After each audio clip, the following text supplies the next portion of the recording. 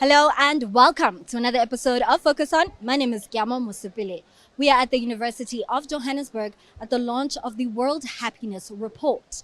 A first for Africa, this report looks at the relationship between economics, global development, happiness, and well-being of African nations. I spoke to two experts on what they had to say in terms of building a happier Africa for all. We are here at the launch of the World Happiness Report, which is a first for Africa. You are a well-being economist. I want you to start at the top. Unpack for us what is the World Happiness Report and some of the nations that have ranked higher in this report. It's always interesting for me to explain what is the World Happiness Report. It captures the data on well-being, happiness, and those indicators that actually explain these concepts. So what it captures is to tell us today that the data is released to show us which country has the highest quality of life, which country is the most happy, emotionally happy, and then various other indicators. Sure. I want to stay on your point in terms of this ranks the developmental state of countries. One, I want to link those two relationships in terms of a happiness indicator being related to development and economics. Explain that for us, for the layman. And if we zero in the African continent, what are some of the countries that are doing well on that part? Now, this is something I very often mention. If you listen to the daily news or you listen to the common tongue, you will hear the word, the country is the happiest. Finland is the happiest. And you think they've got big smiles. That's not at all. There are different concepts. So if we look at well-being, there's three ways basically you can think of measuring it. And the first one that as economists we find very important is life evaluation or life ladder. Where's opinion of yourself? How satisfied are you with your life in general? So I'm asking you to evaluate your life or your quality of life. So when they say Finland is the happiest country in the world, it's not the happiest smiling, but they've got the best evaluation of quality of life. So if we look at Africa and we look at who's got the highest life evaluation, then no surprise, Mauritius. Mauritius is doing really well. The economy is doing well. And then if we look, the next one's Libya. Now, when I first looked at it, I was surprised. And when I actually went and did the research, I could understand. Libya is an oil-rich country and is actually taking the money that they get from the oil and also using it for social benefits for the people. So they're doing really well. Algeria is the next one. The same with Algeria. It's got the inflow of wealth and oil, and it's not keeping it to one person, but actually sharing it. And the policies are really good in those countries. It's a lot of changes has happened. And then number 4, South Africa. And I want to circle back. So the question that I've asked and the answer that I've gotten from you is a equitable distribution of wealth. But are there any other significant drivers that have influenced the position of these countries in doing so well? So what we're basically looking at well-being, there's certain factors that has been established in research time and time again that will determine well-being. So definitely income is one. Then there's health, there's education. Then very important is social relationships. There's a few others as well. Trust, for governments, corruption. So there's a few indicators that will actually predict well-being. And if we also zero in from a global perspective, what are some of the other countries that are performing well? As I mentioned Finland, you will always find the Nordic countries at the top of the range very often, number 1, 2, 3, or 4. And the reason is because they've got a very high quality of life. So they've got high levels of income, very good education systems, and a very high level of health, safety, trust. So that's why you will hear Finland is not the happiest country, they've got the highest life evaluation of quality of life. And it's unsurprising, as you mentioned, that the Nordic countries would often perform well in this space. But I also really want to come back to Africa. This event is being hosted on the African continent. It is a first, as I've mentioned.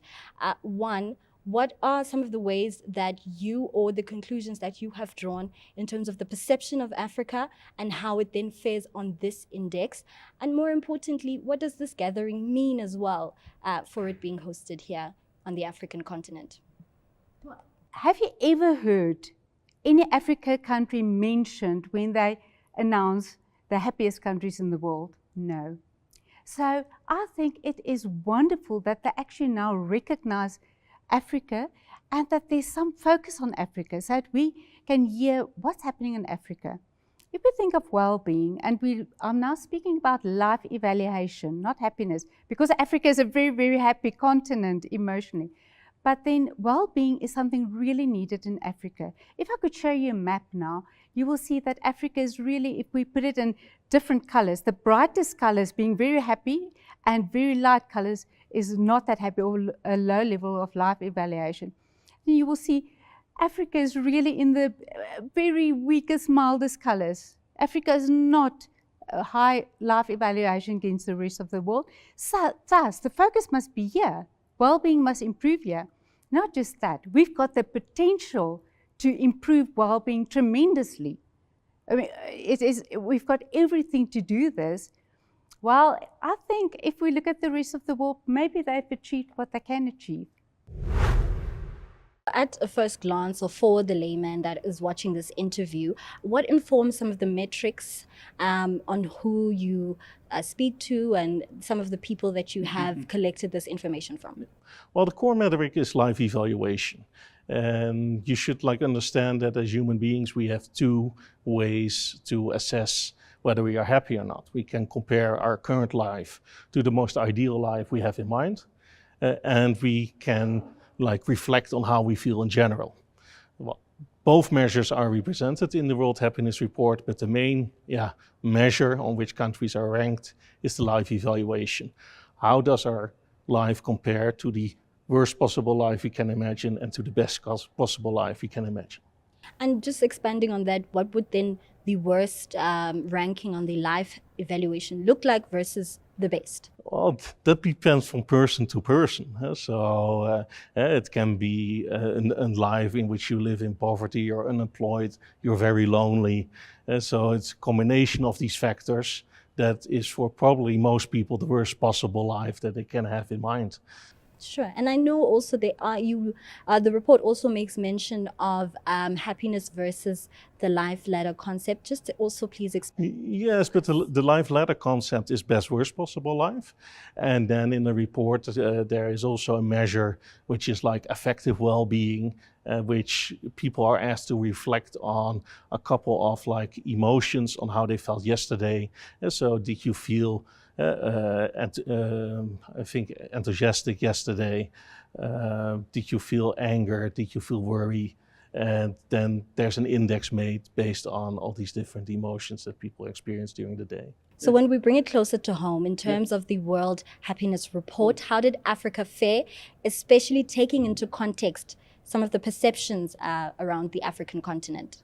Well, if you look at the different scores, so Africa doesn't score very high in terms of life evaluation, best worst possible life, the latter, but they score reasonably high in terms of affective well-being. So which kind of how much positive emotions do you feel on a daily basis? And am I correct to say Africans have proven to be quite resilient? I know there's also mention of the impact of Ubuntu and sharing is caring in terms of that. Yes, Ubuntu probably explains this situation of what we call cheerful discontent.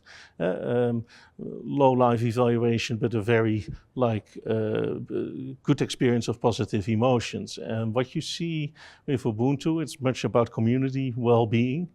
And what you see in Africa is that there's much value put on this idea, and which is also you cannot be happy yourself if the people around you are also not happy. And that aligns also very much well with the theme of the World Happiness Report this year, sharing and caring. Both Ubuntu and sharing and caring put emphasis on a culture of empathy, of collaboration, of connectedness, but also generosity. And that is like what we need more of in this world. It's like the world is not always a good place if we watch the news, and we need more Ubuntu and sharing and caring in this world. And Prof, I want to throw a spanner in the works. If you were in the position to advise policy or government on the data that you have collected, what would you advise in terms of their governance to ensure they have a happier population? Oh, that's a very good question, but that depends like a little bit on the country you're looking at. And so like also what how well-being economics or well-being studies does is help you to understand how happy people are and what is needed in order to improve happiness. But what is needed in Africa, it's different from what is needed in Europe. Like if you want to improve well-being in Africa, is like focusing, for example, on eradicating poverty in nations. If you look at Europe, poverty is not so much the problem, but at the moment I have the feeling that the polarization and the social relation or social cohesion in countries is a problem. And so it depends on the context of what governments can do.